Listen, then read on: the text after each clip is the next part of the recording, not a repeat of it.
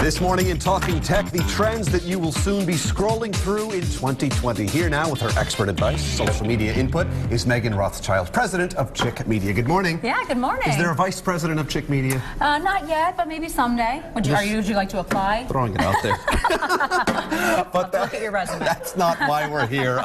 Let's get right to it here. It's a new year. People are looking to up their social media game, and there are lots of new trends and lots of new things we can take advantage of. Yes, absolutely. So first and foremost, we're going to see a big push for authenticity on social media. So if you are a brand that's on there and you've been doing a lot of those sales pitch, like sales and promotions, there's a big push for people who want to see engagement with the audience that's a little bit more authentic than that, more meaningful. Absolutely. So this is not with respect to maybe a false account or someone presuming to be someone else. Oh, but that's also a really great point. But no, we're talking mostly about brands that are really pushing out. If every single post you make is about a sale you're having or buy this, it's not going to sit well with people. They want to see more storytelling on your account. That's right, because people love following their favorites and things like that, and if you can make it a fun experience, they're going to want to come back again and again. Exactly. That's the whole point, and you want that brand loyalty, and that's how people get that. All right, so you have some great examples here. We're going to start with, on Instagram, the Cocktail Writer. What do we need to know about this account? So Matt is local. He is a cocktail expert. He's also a content producer, so he's doing a really good job with Instagram stories. Right, so we're going to pull up some of those. A lot of people see the circle right here, and if you click on that... That means he's populated stories. So Matt does a great job. Everything he does looks really curated and very intentional. He's great about featuring local brands, but also promoting himself at the same time.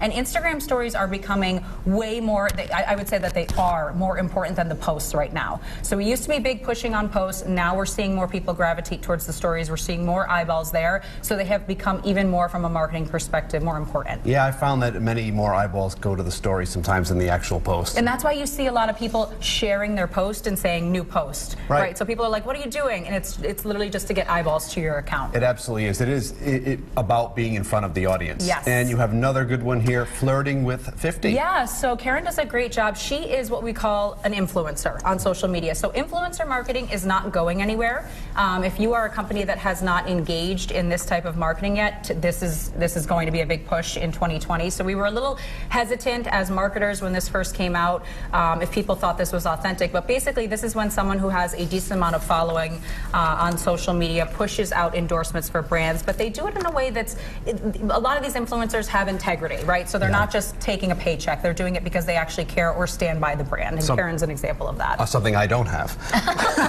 So you could be an influencer for any brand. All joking aside, she's doing a great job, because I can't tell you the number of people who say to me, oh, I saw so-and-so wearing this top or this coat, and they love it and they want to grab it for themselves. And that's her niche. That's the other thing with influencer marketing. If you're looking to get into that scene, you have to pick a topic that you want to be known for. Karen's is obviously fashion.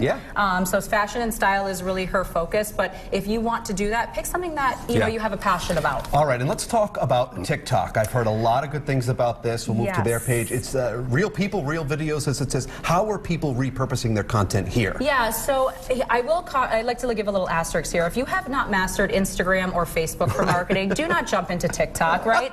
So we want to see you doing a good job on Instagram and some of the other platforms. But basically, I'm still even learning this platform. It's watching people do, in some cases, silly things.